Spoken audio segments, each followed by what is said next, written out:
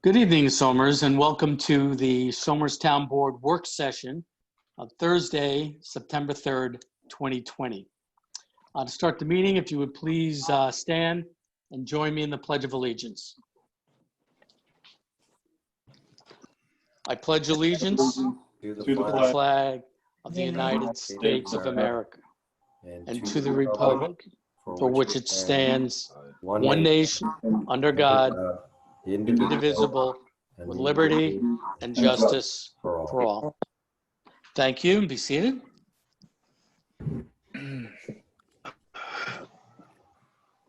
Okay. First item on our agenda would be to open public comment. And Paul, as we've done in the past, I'm going to open public comment and we'll leave it open throughout the meeting. Just Patty, if you remind me to close it at the conclusion of the meeting, but this way it'll give everyone an ample opportunity to, make a comment. So I'll make a motion to open public comment. Second. All in favor? Aye. Aye. Okay, so moved. So we'll keep it open, and Paul and Patty, just let us know if anybody texts in, gets on YouTube or Zoom, or sends in an email. All right, no problem. Okay, thank you. Okay, so I've been starting our meetings off, unfortunately, with the Town of Somers COVID update. This pandemic has really not gone away. In New York State, we're over 434,000 positive cases since the start of the pandemic. There have been well over 25,000 deaths in our state. Westchester County, we have 36,984 positive cases since the pandemic began. And unfortunately, we've had 1,452 fatalities due to the virus. Getting down to the local level, Somers, as of today, we got 2 new cases today. We're up to 419 positive cases since the pandemic began. Of that, we have 8 active in our community. So once again, I get files from the county every day, which gives me addresses. So I'm able to see if, these are outside of our nursing home, and they're scattered throughout the community. So it's not like we have a hot spot anywhere, but yesterday it was 7, day before that it was 6. A couple of days before that it was 5. So we're not going in the right direction. But as people, as the virus resolves, they get taken off this list. So after a 14 to 18-day period, either people are resolved and they're no longer quarantining or being considered active. But I think it's important to know also that each of these 8 cases undergo what's called contact tracing. So that is for to stem the spread of the virus. I called the health department the other day and said, well, it'd be great if we could get a report from the contact tracers and tell us, did they all get it in Reese Park playing basketball? They can't because there's no nets, but I use that as an example. And what the commissioner was telling me was, that's not the purpose. The purpose really is, if we identify someone with COVID, we're going to go out and find out where that person had contacts, talk to those people. So number one, they don't go out and infect anybody, but also advise them that they've been exposed. So that, once again, it's ongoing and active. And I guess the message here to the town. I mean, we're doing a great job. I mean, anywhere you go, people are wearing masks as they should. We keep getting these reports and complaints about businesses. You go into a business, either they limit the amount of people that are in there, like some of the grocery stores, they'll count how many people go in, but then they go in there and they see people without masks. And they go to the owner and they say, hey, this person should be wearing a mask. And the business owner is hesitant about asking someone to put a mask on. Well, that's mandatory. If you're in a business, you as the owner have the responsibility to keep your business safe. And to do that, you need to make sure everybody in your establishment is wearing a mask. And if you don't have masks on hand, I would suggest you do get masks and hand them to someone that does not have one, or ask that person to leave the store. And Rick, a perfect example is, do as you preach is the townhouse. Every single person, including you, I know Rich was in there the other day, has to come in, get their temperature taken, wear a mask, hand sanitize. That's the employees have to sign in, and people who are coming in to do business have to, answer COVID questions. And we're taking it seriously in the townhouse, and we expect other businesses to do the same. Yeah. And we have a good actually, I think the process we have in place is working pretty well. Right. I mean, we have an obligation, like you said, Tom, as an employer, to keep our employees safe, as well as every other business person in this community. So, the message is, this hasn't gone away. It's still out there. There are our neighbors to the east and west have positive cases. So we have to keep up our due diligence. I think as a state, we're doing pretty well. We're in a county, we're under 1% positivity rates, which is where we want to be. Obviously, we want to be at 0, but it's not getting worse. Let's put it that way. We've flattened the curve, and it's been downturned. And I would hope before the new flu season kicks in, that we get these numbers down to 0. Schools are going to be opening September 8th in Somers. That's a grand experiment. I know Dr. Blanche and the school board and I think Tom, you served on. I was on the committee. I missed the meeting today, but I will say this: just looking online and reading emails and all, it does seem like Somers is far advanced than a lot of other schools around. You've seen that Lakeland, Croton, and others are all going to virtual learning. One of the main reasons I heard is because they can't get the staff that they need. Somers jumped on this, as you know, right away. They put a plan in place. We'll see if the plan works. You never know. I mean, all these colleges had plans also, and every day you turn around, another college is sending kids home. Hopefully this will be a little easier to control than college kids. But they were definitely ahead of the curve, Somers was, and that's a testament to Dr. Blanche getting out there and trying to get ahead of it. But you're right. This is a key part right now. You have people returning from vacation. I know the county has said they're watching those numbers carefully. Kids going back to school, and people getting a little bit lax. As Rick knows, there's a business that I've been disappointed in, is they've not enforced. They post their rules, but they don't seem to pay much attention to them. And you can tell people are getting a little bit loose, a little casual. Nobody I know is sick, I'm sure people are saying. And if I get sick, I'm going to be fine. I'm young. But, that's how things, and we've seen, like you say, Tom, in college campuses, how quickly the thing can spread. Mm-hmm. So I think this is really a critical time over the next month, as you said, Rick, before the regular flu season, so to speak, starts. So I think we all should, be extra careful and vigilant, obviously. Right. And just to put a exclamation point on that, the commissioner also in our discussion suggests that we should all get our flu shots sooner than later. So, Yep. because you don't want to have the flu and then get COVID, you're gonna, that's a double downer. Let's put it that way. So,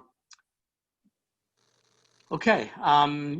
Is there any questions or issues that regarding the pandemic I can answer Thanks for you guys? Thanks for the daily updates. I appreciate it. I see it out there. It's always good to know. Yeah, I wish it was better news, but there it is. Okay, our next agenda item is to authorize the supervisor to execute the proposal to provide a peer-reviewed traffic impact study from FP Clark Associates for the review of the CVS pharmacy at 81 Route 6 in the amount of $12,000 plus out-of-pocket expenses from the Director of Planning. So, okay. That's going to be to the left of PJ's, kind of in that little house building that's there, right across from Clayton Boulevard. Yes. Okay. Yes. Yeah, I was just going to say, for those of you that are not aware, we're currently in the review process in the planning board for CVS up on Route 6 on the cross, as Tom said. I guess it's almost right across from the Chase Bank. Yeah, that's Right? it's to the left because that's PJ's right there. So it's probably that house that's been there for ages. They Right. were looking for a drive-in, right? Yes, for Right. CVS, right? And we were supportive of that. Right. Initially, I was not, because I thought it may just add to the traffic congestion. But as some of you pointed out, with seniors picking up medications and things like that, that keeps them out of the store. And especially in this day and age with the pandemic at full throttle, anything that can help them stay out of a store is probably a good thing. So, yeah, that would be Roland, I think that, what is special exception use for driving? I believe so, yes. Okay. But is it already zoned? It's zoned okay for the store, right? It's just a drive-in that's a special exception use? Yes. Okay. Okay, so let's put this on the consensus agenda for next week. And then the item number 3 is the authorize the supervisor to execute the proposal to provide on-call traffic and planning consulting services from FP Clark for the town of Somers, and will continue to bill for their services on an hourly basis per referral from Surratt Tim. So basically, look, we've been working with FP Clark for years. This is, but I guess periodically we pass a authorization to retain them for on-call traffic consulting. We did that with the sidewalk and the pedestrian bridge. They've been involved with the new school. So, in the memo is their hourly rates, but once again, they don't accrue anything under this authorization until such a time as we use them for this on-call consulting. So we'll move that to the consensus agenda also.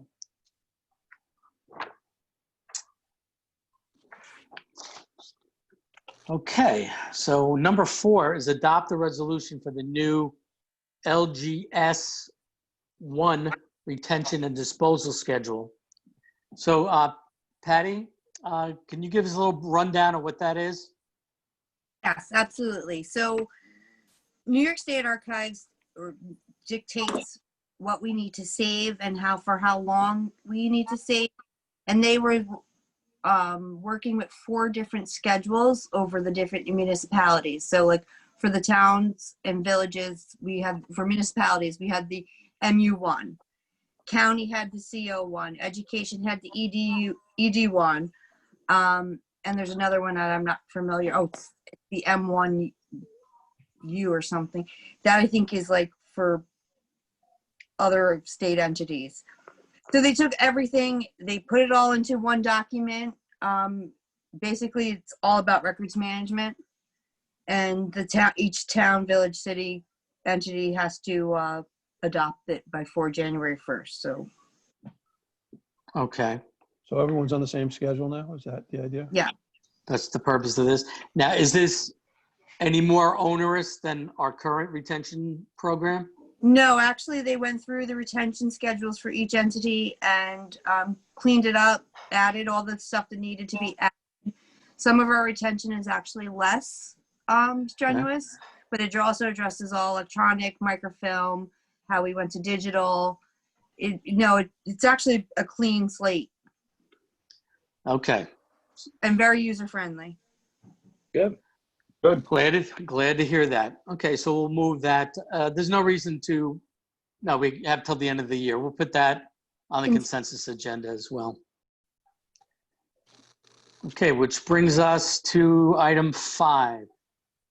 Approve the implementation of a contribution for retiree spouses with dual family health coverage effective September 1. The contribution will be in an amount not to exceed the maximum contribution allowed by NISHIP rules and will be modified January of each year, dependent on any changes to the family premium. There will be no contribution for single coverage. The calculation will remain unchanged should the town change healthcare providers. So let me explain this. So we have a number of retirees that are carrying family health care. Each one of the retirees could be a couple. Each one of them is carrying family health care. So in our efforts to kind of close the financial gap that we're experienced due to COVID, we've been looking for ways to streamline and save money. So, our finance director, Bob Kehoe, identified this issue where we were paying family health care ×2 for some of our retiree couples. So what this is doing is, when we implement this, is to offer to the retirees, you can keep your family health care for each one of you, but it will be, you then have to contribute. Or you can switch to single for each one of you, which is really no change in coverage, and there's no contribution. So really, nothing changes other than the town is going to save a boatload of money on health insurance. So this was a very good find, and it will help the the financial situation that we've been in. As you all know, we had to cancel our summer camp program, and that was a definite revenue generator that has just lost money. So this is yet another way we're coming back, trying to cover those lost wages. Our lost revenue. So this, there will be no calculate change. Okay. So this went in September 1st. So I'm thinking about maybe we should move this item. Patty, you have any preference on that? Makes no difference either way. Well, if the payments are due on that in the middle of the month. So if I think we already saved that money. I don't think it makes a difference with this week or next week. I think the money's already been saved because you pay September in the middle of August. This will save the town, though, regardless, about $30,000 a year. No one loses any coverage. It's a prime example of the so-called win-win, and that's what you're looking for. It's taken a while to negotiate all that because NISHIP's rules which weren't as simple as we originally thought. And if there was a concern among some, oh, what if you're older and you are retired, but then you adopt kids or, you know, something happens, but this allows for it to revert to family coverage. So it just saves the town money while keeping the employee equally covered in insurance. So it's a really good proposal. It's kind of a no-brainer. It's taken a while to get it, but it is good. Yeah, and the only reason why I was proposing to move it tonight is it was effective September 1, but as you said, you know, we've already had the savings. So, all right, well, I think so. I think he paid that in the middle of August when the people agreed to it, I believe. But it wouldn't matter. Either we got paid in September, we got middle of September, or we paid in the middle of August. exactly. Whatever's your pleasure, Mr. Supervisor. Okay. Well, it was my pleasure to hear you further explain that because it was Okay. much more detailed. So, no, we'll put it on the consensus agenda. Okay, which brings us to personnel. Once again, we have opening on our boards, people. And I'm heartened by the fact that we have yet formed another group called the Telecommunications Task Force. And this was in response to, our utility, well, let's call them a utility, our cable and internet providers. Councilman Faulkner has been championing trying to get them to hold their feet to the fire. Councilman Sirico and myself have been meeting with Heritage Hills and Comcast for the past year. But so what we're now doing is kind of combining forces, and we've scheduled a meeting, or the Councilman Sirico and Faulkner have scheduled a meeting for Tuesday evening with a number of volunteers that want to serve on this group. So at the end of the meeting, if either one of you two want to speak a little more about it, we can do so. Sure. But we have Affordable Housing Board, Library Board, Partners in Prevention. We want to acknowledge the retirement of Police Officer Greg Naranka from the Somers Police Department effective September 12th. Officer Naranka has been with the Somers Police Department for 32 years. I mean, Greg, he is out there, rain, shine. I'm going to miss his winter cap. He's got one of those Alaskan bush hats with floppy ears when he's out there directing traffic in front of our schools and keeping our kids safe. So, Greg, you're going to be missed, and want to sincerely thank you for all your service over this past 32 years. He's also a Somers boy. He went to Somers schools. So he grew up in Somers. Well, good. Now that he's going to have some time on his hands, maybe he wants to come back and volunteer for one of our boards. I'm certain. Greg is retiring. At our last meeting, we had an interview with Mr. Stephen Fulton.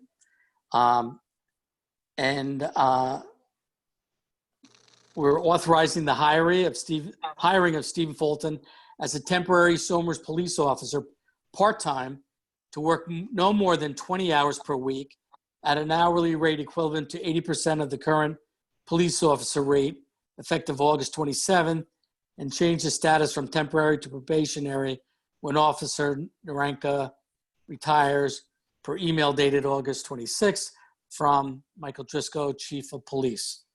So welcome, Officer Fulton. We look forward to many years of service to the Somers community. Very good. You want to move that, Rick? Yes, I do. I was just about to do that. All right, so I'm going to make a motion to authorize the hiring of Stephen Fulton as a temporary Somers police officer, part-time. Second. All in favor? Aye. So moved.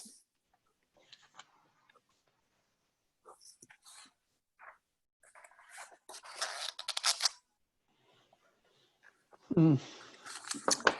Okay, under planning and engineering.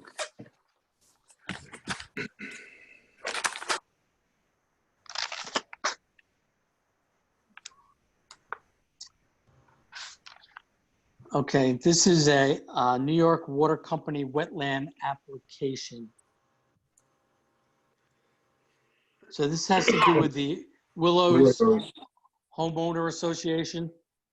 There's an application for an environmental permit. I didn't realize that the water pressure was bad up there. We're talking about phosphoruses and stuff in the water, I think. Trying to dig deeper wells. Yeah, but it also had to do, if I read it correctly, in one of the areas, it had to do with water pressure also. Right, and apparently, you know, there's that perfluorooctane sulfates, and perfluoro. Yeah, You know, The work and purpose, exploratory drilling proposed in 2 locations with 1 alternate. The purpose is to increase the water supply for the Dyker water supply system because the current supply has had elevated chloride and all those things. Right, and we have a new action level with those PFOs. This is something the town has to comply with as well. So Adam has added this to his sampling, but there is an issue there, and that's so. I said the town board's review and comment is, yeah, go forth and do the study and do the drilling. Yeah. And well, hopefully they hit a nice vein and takes care of the water problem there. Sounds good. Okay, so we have a proposed consensus agenda of accept the following erosion control bonds for August 10th and August 17th memos from Wendy Getting, Planning and Engineering Senior Office Assistant. Coral Seafood Site Plan Resolution in the amount of $780, and erosion control bond for Adriano Stormwater Management in the amount of $500. So that Coral Sea restaurant is going to be right down from where that CVS is being CVS, proposed. So, you know, a number of years ago, we talked about if you bring sewers and sidewalks, that area up there will flourish. That's right. And we're seeing the results of that. This Sewers is, are a good thing. yes. You know, once again, the planned hamlet has been in the town of Somers planning books or master plan since 1974. So it's really, you know, gratifying that this is the board that got to see, you know, the planned hamlet really come together, get developed, and thrive. You know, it's funny, Rick, my first site walk when I got on the zoning board 20 years ago was up before there were any buildings in the planned hamlet, walking around that area. Nothing had been built yet. So we've seen it all over the last 20 years turn into a very, very good thing. Right. Well, I mean, that site really wasn't developed, what, 5 years ago, 6 Right. years ago. It all happened. Whenever the Muse came in. So, and, you know, Artis is well on its way to being built as well. That's at the southern piece of that property. Right off Mayapack Avenue. All right. So the only really undeveloped piece of the planned hamlet is the commercial piece, which abuts right up by Shop and Stop, that corner. Right. Behind Muse 1 and 2. Okay. I believe we have And that sidewalk, you know, was built by Ken Carney. That was part of the deal, or whatever you want to call it. If you're It's called the going to build, community benefits package. that's what I was looking for, right? Yeah. So, I mean, that's how you get things done sometimes, by dealing with people. And of course, Ken has been very good dealing with the town, and I think flexible. And that's an example up there. And as you said, it ties that area together. And for the people who are going to live there, who wants to walk along that road? So that, I think it helps the stores, and it helps the people who do live there, will live there, and it keeps it safer for everybody. No, I'm Rich. I'm glad you brought that up. Of course, Ken's obligation basically was to put a sidewalk in front of, his property on Route 6. But as part of this community benefits package, he not only extended it up to towards Mayapack, but he went up to Mayapack Avenue, Right. which made a very nice pedestrian corridor to get up to those businesses that are up on Mayapack Avenue, Mm-hmm. the Tool Nut, and those other stores there. Ken has been a model of somebody who's willing to work with the town and make sure Somers gets the benefits that it needs through these different types of things. He's been a good friend to Somers. I mean, and we've been good to him as well. Obviously, we have a great working relationship, but he's done a nice job. Well, you're It's right. important That's like that, that retirement health care. Both sides gain when you compromise, and you deal, and each side understands the other. And I think you're right. This is an example of that. Obviously, he wants his business to succeed. We want his business to succeed, but we want to have a town that is better in some way, not just because his business succeeds, but in other areas that are just, like Rick says, community benefits. So yeah, I think you're 100% right. he's a great partner. He has a vested interest in all those properties and those businesses. And so he's not building and hightailing it out of town. He's essentially building it. He's trying to build it in a way that it'll thrive and sustain itself. And he was a good choice to work with. And Right. Mrs. or Mr. or whatever they call it now, Greens is moving into the one there at the old driving range. They're shutting the Yeah, one down. right, Down, finally. they're coming over to Somers. So he's got. I think if he does that, he'll have full occupancy. I know Bobo's is doing a thriving business there. Yeah. They have a hair salon, and now Mr. Greens or Greens Market, whatever they call it, Mrs. Greens, I think it is. to be there. So good stuff. Others who were looking, they were complaining about retail, and he's getting it done. Yeah. Well, he Well, was and himself, but we kid him. It was a little bit easier than you thought. Right. well, he puts his money where his mouth is. He actually moved his Carney Group offices to that building, so they're on the second floor there. So, okay, with that, Patty, I think you have a couple of announcements for us.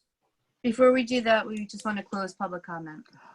And Okay, Paul, anyone call in for public We give comment? it enough time? Yeah, Yeah, we gave it an hour. we have nothing on this side, guys. Okay. I mean, All right, so next week there will be some public comment, but that's just me guessing. Yeah, I think so too. All right, so Just I'll so make clairvoyant.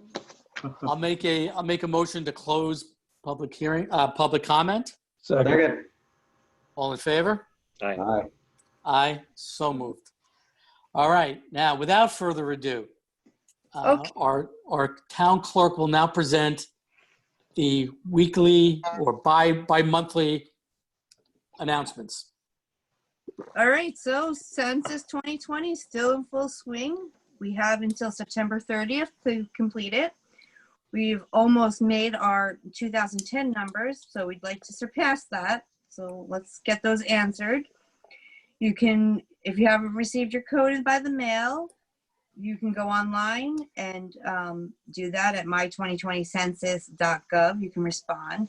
I do know the census takers were out the last couple of weeks and have knocked on the doors of people who didn't answer. So they are true census takers if you were afraid to answer your door. Community Solar is Wait, having, Patty, just before you go on to the next announcement, yeah. Matter of fact, I had a census taker come to my door, leave me a flyer, and I had gone online already. So there's a little redundancy there. So, don't be surprised if you do get a knock on the door, even though you did go online and register for the census. Yeah, I had no issues with my registration. I did not get a card because I have a PO box, and I did register online, and I have not had a census taker come to my home, so I had no issues doing it Okay. online. So the next announcement we have is Community Solar is having an information session via Zoom on Wednesday, September 16th. There is either a 12 o'clock session or a 5:30. You have to register, and the link to register is available on the town website. And then good news for everyone, this proves we're really getting back to normal. Westchester County Mobile Shredder is coming to Somers Tuesday, October 27th. They ask that all residents remain in their vehicles, and the town personnel will assist there to remove your shredding from your vehicles, and it will be shred. That is all. We are Somers strong. Keep up the good work. Wear your mask and social distance. And thank you. Just a word on the community solar. As you recall, I think it was July meeting, we had Nina Orville from Westchester Power. So we've adopted basically the program for the town. We're going to be saving 10% on our bills as well. But this presentation is really good for those people in the community who heard about community solar, can't afford or can't put solar panels on their house. This is a way for you to get in on saving money through solar energy. There are other companies out there that are offering this community solar type of package. We vetted some of those out and compared them to Westchester Power's community solar, and the town has made the decision to go with, Westchester Power and the community solar. And basically what it is, there are farms upstate, and they put solar panels up. They generate electric credits, and those who are in the program reap a benefit from that. So even though you don't have a solar panel on your house, you can buy into a solar farm and get a credit. So take advantage of that presentation on September 16th, 2 sessions, 12 and 5:30 p.m. And credit to the Somers Energy and Environment Committee, that had brought that to us, I think back in February or March with Donnie Bleasdale, the chairman of the committee. And their whole committee has been on their email list. And so they've been very active, and credit to them also for searching out and bringing us these things, as well as Nina Orville, of course, who we've dealt with on other projects too. Yeah. Yep. Okay. And can I say one thing, Rick? Sure. I was going to wait until we had an in-person meeting, but I have no idea when that's ever going to happen again. So what I wanted to do was I wanted to thank some people. As you know, I don't know if I was chair or whatever of the of sort of the COVID reopening. That was the reentry task force. There you go. And I wanted to thank some people. Patty, who's on the call, I want to thank. I want to thank Kim DeLucia, Michelle McKierney, Andrew Farber, Tommy Tuma, Denise Shermer, Barbara Lloyd, Steve Ralston, and Tammy Sava. All of them, originally we would meet once a week. At the first it was when COVID was just starting, and all of them, department heads were able to give their advice as to what we should do as regarding PPE and what they were seeing in the town and what they wanted to have happen. We did those meetings weekly, eventually to where we got to the point where I put together a reopening plan that Patty and Michelle were the first ones, and Kim, to review and give feedback, and then we put it out to everybody.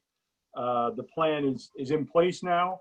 As I said at the beginning of this call, I think it's working well. Everything can be tweaked as you move along, but we still continue to meet. We've made it every couple of weeks now, just so we have some feedback. Last week we sort of had what we call the soft opening. Now we're in full force, and but with all of these people, with all of the other duties they had, and with having to work so hard with what was being thrown at them, they were all able to take time out of their day for the meeting as well as follow up. And I want to thank them. And I've always said this. I've been doing something with the town for 20 years now, be it planning, zoning, or on the town board. We have the best group of employees that I've ever worked with. And, they take things very seriously. Patty and Michelle, their whole thrust was, we're here to provide the people with a service, and it's better if we could do it in person safely versus on the phone. And so that was sort of what we took and we ran with. We still tell everybody it's best if you have an appointment, because then you won't have to wait. If you don't have an appointment, come into the townhouse. You'll be checked in. Expect to get your temperature taken, to answer 5 COVID questions, to hand sanitize, to get a card as to where you're going. You go to where your meeting is and you leave. Unfortunately, the days of sort of sitting around the coffee pot and hanging out for 20 minutes are not happening now, because we have other people who need to come in. Same thing goes for employees. Employees have to take their temperature. If you don't take your temperature when you go in, you have to go in, get your temperature taken, sign off, and do a similar thing. So we have a person doing that now in the meeting room. And she's very good at it too.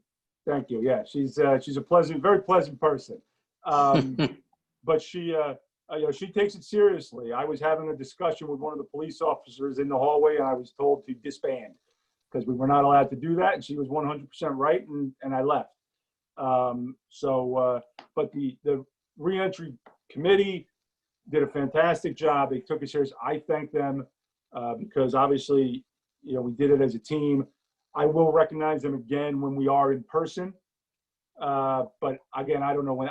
I would imagine that the governor is going to extend it even longer, just because you see what's happening at colleges and all. But I do want to thank them. Patty's the only one who's on the call, but Patty is always 100%. You always know where you are with Patty, and she tells you what she thinks, and she always gives sage advice as she does to everybody else in the town. She was a vital part of it. Kim DeLucia, I really couldn't have done it without Kim. Kim, kept the minutes and put the agendas together, much like she does for the NYSEG task force. She did a fantastic job. But they all need to be recognized as people who wanted to get the town back up and running so we could function for the citizens of the town, even if it is in a different sort of way. So I wanted to mention all the names. I wanted to thank them. And that was it. All right. Well, and I want to take this opportunity to thank you for taking the lead here. Believe me, if I had to do what you did during these storms that we've had, the outages, used to be, the town of Somers supervisor's office ran the electric utility company in town. But apparently now we're in charge of cable and internet services. Yeah, so I heard. Yeah, so we now get those calls as well. But I think you did a great job, Tom. And I mean, I could spend every town board meeting going down the list of people who really stepped up in this town.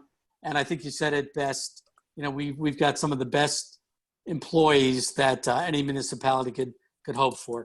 I love going in and just talking to them and getting their feedback. They all do great, and they're not afraid to tell you what they think, which is the best way to be. Yep. Especially Patty, right, Patty? So Thank you, just, Tom, and thank you, Patty. Well done. yeah, just before we close out, Anthony, do you want to, or Bill, want to say anything about the task force, the utility task force? Yeah, I'll go first, Tony, if that's all right. Just, I thank everybody for getting behind this initiative. And it's very important, obviously, especially with COVID going on and everybody working from home. And the outpour of volunteerism is not surprising, but it is staggering coming from our fellow citizens in Somers. We've got guys and gals joining us from retired from telecommunications companies, retired engineers, retired IBMers, et cetera, et cetera. So we've got quite a bit of intellectual capital, and I expect a lot from this group, and I know we're going to deliver. And the first meeting is going to tread lightly. And Councilman Sirico said it best. He says we're just going to get everybody together, get a roll call, and devise our mission statement. And then from there, everything else will follow with one thing in mind: increased, better, more reliable service. Yep. So, on that, we had a hell of a month, would you say, with all these outages? Yeah, I think that's fair to say. The storm was August 4th. On August 21st, I mean, we're holding meetings with, with Altice and the rest of the communities, the municipalities. I mean, we were still out. We had probably 60 or 70 outages. Were just so stubborn that they just would not go away. Kudos to your office and Kim and Tammy. You guys were taking like 20 calls a day. We set up an escalation process directly into Altice where they were handling this for us and following up on that basis. And in conjunction with that, we filed a complaint with the Public Service Commission. You can see that on the website. The frustration is just off the charts with community. So I think this is going to help us, just clear some of that frustration and see if we can get some things done. I think we're going to have a little bit of regulatory leverage here, and I think that's going to be helpful. And so we'll work through that. But just to give everybody a quick overview. I mean, the letter that we wrote was a complaint against Altice, and we pointed out to them that we have 4,900 subscribers in the town of Somers, and their emergency response, Tropical Storm Isaias, was just poor. There was no emergency planning. The response was chaotic at best. I think the problem we were running into was just their customer service. They couldn't get to the customer service. When they got to customer service, they didn't give them a good answer. When they got an action, when they dispatched, let's say, a trouble ticket, they weren't able to close it. It was coming back, and so people were just coming back with calls to the townhouse. And I got to say, Kim, she was handling calls Saturday, Sunday, in the evenings, and corresponding with everybody, with the regulator as well as with Altice. So I think things have calmed down a bit right now, but we just got to take this to the next step. We have the complaint filed. I think you're going to be expecting a response from the Public Service Commission in the next few days. And Yeah, I did get a letter today acknowledging our complaint. okay. So if our utility task force and our complaint to the PFC about NYSEG is an example, it took 2.5 years, but in this past December, NYSEG and their affiliate upstate New York were fined $10 million. And which was to Now be they're proposing a 25% rate increase, right? Yeah, right. But the Public Service Commission has to review that as well. But what I understand with what the PFC is doing, they've accelerated their review process, which normally would have taken 2 years the governor's been telling them we want this done in 6 months. So you guys are going to start this task force. I know the first meeting will be kind of getting the Somers group organized, but our neighboring communities want to be part of this. We want to bring in our contacts at Comcast, at Altice, at Verizon, and have them be part of this task force as we did with the utility task force. Have them be co-opted into this. Answer our questions. What are you doing? What are you going to do to enhance communication? Because there's nothing more frustrating than sitting on a phone for 40 minutes and then you get a recording that says, all lines are busy, call back. That's not acceptable. It's just not. So the hope is that like with the, with the task force you had with the utility, it was not only the $10 million, you were able to get them to change their workflow, make investments into the community, put program in place to, fix trees and all that. I think we have a similar expectation here. They were woefully unprepared. They did not have the manpower in place to handle the storm. They didn't have the materials in place to fix what was down in the storm. Their network was proved to be unsustainable. Their battery backups were going down within 4 hours, and they could not restore them for days. They claimed that they knew where the outages were, but they were reporting 0 outages for Somers, and then the next day, 60 or 70. Yeah. So all that was reported to the Public Service Commission. We offered to the Service Commission that we would, give them all the complaints that we have, if need be, and let's hope, we'll get them to move forward. It'll be interesting in this when Tom and I were meeting on that NYSEG task force, as we said several times. At the beginning, it was like being stonewalled. It's like, well, we're doing the best we can and can't be done any better. And we were very frustrated. Like, well, why are we meeting then if that's the best you can do? And if that's the best you can do as NYSEG, that isn't good enough. But over time, through, I think, their leadership, changing their tune, it's not perfect. I think the whole way we supply electricity in the future is going to have to change across the country because of the changing climate. But they became much more amenable and responsive. Now, it'll be interesting to see with these cable companies whether they're going to take the same tact with the new group. Like, well, you can't do anything. It's a storm that comes along every once in a while. We did the best we can, blah, blah, blah, blah, blah. Then do better. What did you learn and what are you going to do better? And just one thing, I just went with you two guys, Bill and Anthony. The people, someone just asked me this the other day when I was walking the dog. If your cable has been out, you do not now have to apply for the credit. They said they were going to give that credit automatically. Am I correct? That's what I had said to people. We got to go back.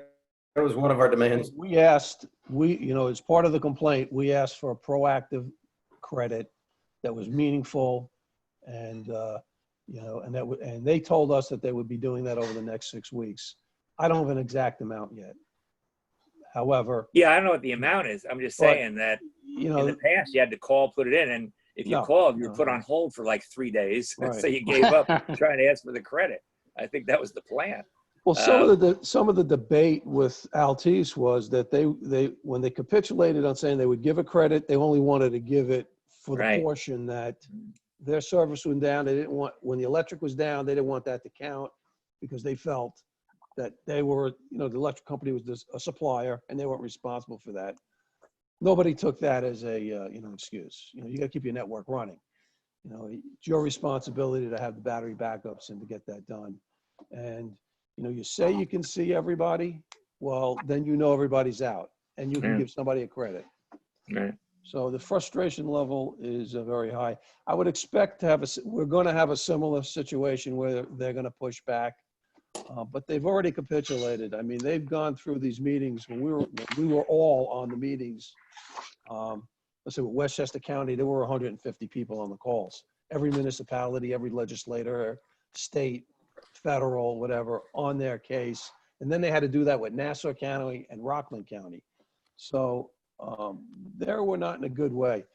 The Public Service Commission has issued them a notice, which which is not public record yet. But they've essentially gave them an ultimatum and said, these are the things that you have to do in a short period of time. And supposedly they're doing that. We'll get behind that as well as part of the task force. So it's going to be fun. I think for Rich and I, these task force are always a lot of fun. They become better. But you know, they must be terrible business people, because you what, 95% of the people given the chance would immediately cut the cable today if they could get the same services at a It's a cheaper monopoly, price. though. That's a monopoly or an Well, oligopoly. I That's know. right. So that has to be broken up, which has been my point for the last few years. So yeah, they're going to be dinosaurs. That's like selling DVDs at Redbox. It's a dying industry if they can't figure out a way to do it better. So fortunately for Heritage Hills, Comcast performed pretty well. I mean, essentially, they didn't have much of an outage there. But they're completely frustrated as well because they can't bring them to the table on ongoing service issues that they have in that community. Yeah. People show up, they're not in the correct marked cars. You don't know whether they're strange people, what they're doing there. They start digging, don't have the proper identification. Those are all basic things that they need to. Right. Well, this is a good segue using Heritage as an example. We just had a comment in our chat room about, if these utilities are all above ground and accessible to storms and trees and crashes and things like that, what good is it if you increase your service level? Heritage Hills, utilities are underground. They can lose electricity and they can lose cable, but not because of anything that's happening on their campus. All their infrastructure is underground. And when you think about it, we have miles and miles of 1800s technology. I mean, those wires up there started off as telegraph wires. The only thing that's really changed is now it's fiber optics, but they're still accessible to all those things I just mentioned.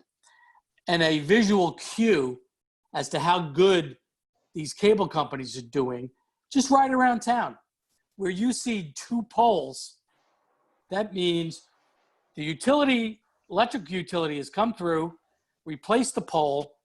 They're taller now, but they've moved all their wires onto these poles.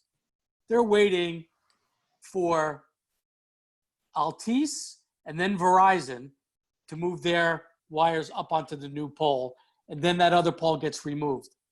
I've been staring at the same dual poles in this town for the last 5 years.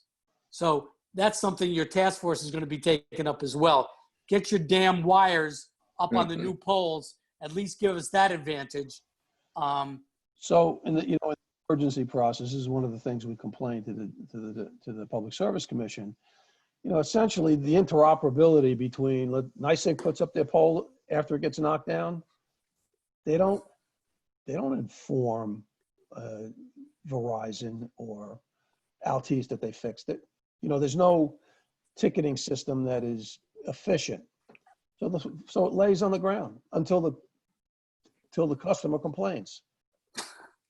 Till the supervisor's office gets the call. And it's just completely, in Richard Somers Park, we had a couple of outages there and wires down over driveways. It took us, and this was like August West Somers 17th, Park. 19th and 20th. Yeah. Finally, So one of the guys came up with a truck and hooked it up to so people get out of their driveway. Yeah, I would suspect that one of the immediate results of your telecommunications task force is going to be that enhanced communication between NYSEG and Altice and Verizon, Right. because that has to happen. That's number one, just for the reasons you mentioned. And that's an easy fix. That's the easiest fix. But we're going to bring them in and bring them to the table. So good luck. Good luck with your task force. Rick.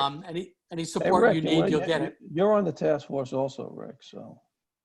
No. Oh yeah, you're number 2. Number Roland, three. can I be on a task force with other two councilmen? Oh, not unless you want to make them advertise meetings. I'm sure I'll be on vacation one week, and maybe Okay. Bill will be on Well, vacation. I'd be another more week. than happy. I'd be more than happy to fill in for either one of you at the time when the time comes. Yeah, I'm just But happy I overlooked for this one. I have one other announcement, Rick. Sure. And again, we'll be able to talk about it next week, but I think next week's meeting is going to probably be a little bit more crazy. Just so Be everybody optimistic. knows, there will be a 9/11 ceremony on Friday, September 11th, Yeah. 10 a.m. at Bailey Park, rain or shine. However, in light of the COVID public gathering restrictions, it will be virtual and is restricted to participants only. The ceremony will be taped and broadcast on cable channel 20 in the town of Somers and Somers Historical Society YouTube channels throughout the day for general public viewing. And everybody can keep in mind that Bailey Park is the site of the Somers Unity Garden, memorializing the September 11th tragedy. So there will be some speakers, the fire chief, the supervisor, the police chief. We're reaching out to some of the victims' families. What about the And, scouts? And no scouts. It's at 10 o'clock in the morning during the school day. Okay. So we're not going to do that. And we want to thank, they picked up a couple of things here. We want to thank the Historical Society, Grace Zimmerman, and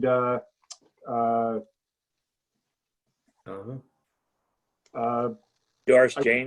Doris, yeah, sorry, I just talked to her today. We want to thank them, and I saw them over at the Bailey Park sort of scouting things out. You know, they picked up the ball on a couple of things, and we really do appreciate it. We certainly do not want this day to go by without some sort of recognition.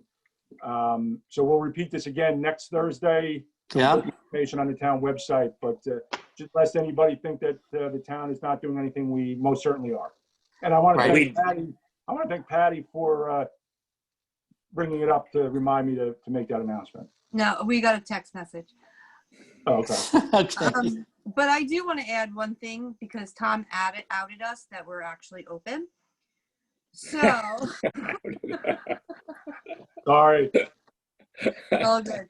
Everybody needs to enter through the meeting room. So do not knock on the front door. If you have a key, do not open the front door. You need to enter through the meeting room. The front door is not a public access. And, you know, we do have the door knocker and we get the duck, you know, and we have a sign, but the sign tends to fall over. So I just want to throw that out there. We do prefer you to have an appointment, especially when it comes to things like notaries, or if you're coming with a ticket, to make sure, you know. So for notary appointments, it's easier for me to say to Ann, I have somebody coming in 15 minutes or at 10 o'clock, so that if somebody's in my office, in the deputy side, I can then go and say, no, they're here for me, and bring them up when I hear them, or let her know that they're coming to see me, so that we only have one person in any office at any given time. I'm the odd situation where I have two sides of the hall. I just wanted to throw those couple things out. Patty, and that includes if you're going to the building or assessor's office, you have to go to the meeting room first. Absolutely. Always start in the meeting room. And there's a big sign there that says it, and you're amazed at how many people don't read it. Right. And the You reason for that gotta is read the signs. that's where the temperature check is. That's where the sanitizer for the hands are, and that's where you sign in. So it all has to be centralized at this point. So it makes perfect sense. Right. And I have to say, the system is getting a workout because we've now in tax pay mode. So there is a box out there for you to drop off your taxes. However, there are a large number of people that want to come in and see the tax receiver. So if they do, they come in, they go to the desk, get the temperature checked, log in, and they get sent up to the tax receiver. You can And also I've been pay told- online. I've been told as that. well. You Sorry, can go ahead, Rick. pay online. Well, I've been Excuse me? told that, you know, You can pay 99% of the people are very appreciative and they understand why we're doing it.